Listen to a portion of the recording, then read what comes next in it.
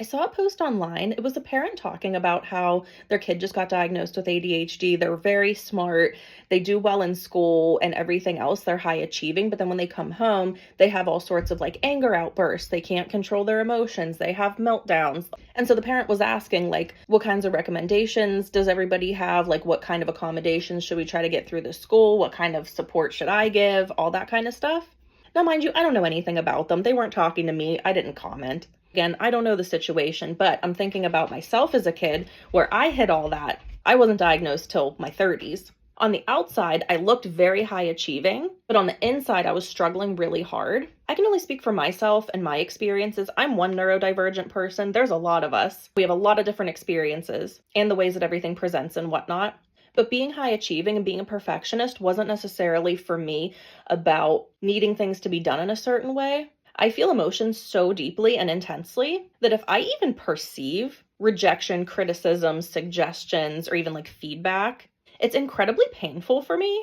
I think that the way that I adapted to that my whole life was just go so far above and beyond. Ideally, I would not be perceived. Nobody would have any feedback for me. But then best case scenario, maybe I got praised or recognized. But I don't know that I ever felt like good about that. I think it was more relief. So then along those same lines, I was always a people pleaser and overly nice.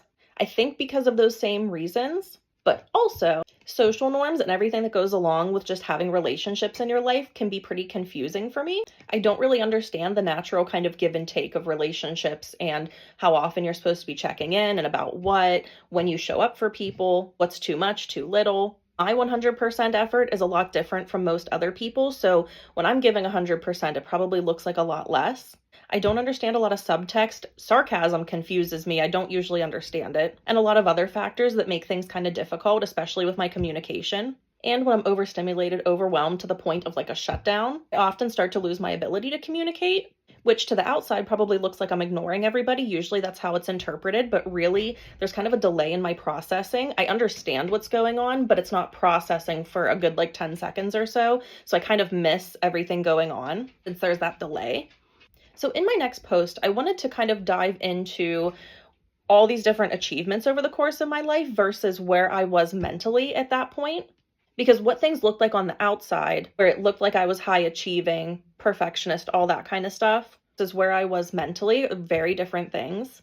So I don't want to talk about my achievements as though I'm tooting my own horn. It's not that at all. I don't think that that was necessarily a healthy thing. Even though it might have looked like that on the outside, it was very different the way that I was experiencing things on the inside. And I think it's extra tricky too, at least in my own experience. I can only speak for myself, but there have been a lot of times where people maybe don't believe me or dismiss it. I had a post on TikTok talking about skill regression after I got diagnosed, and out of the 17,000 views, it got 700 some likes. Most of the comments were pretty positive, and people actually related. But then I got one comment in particular where somebody was accusing me of faking my disability and making everything worse for people with actual disabilities.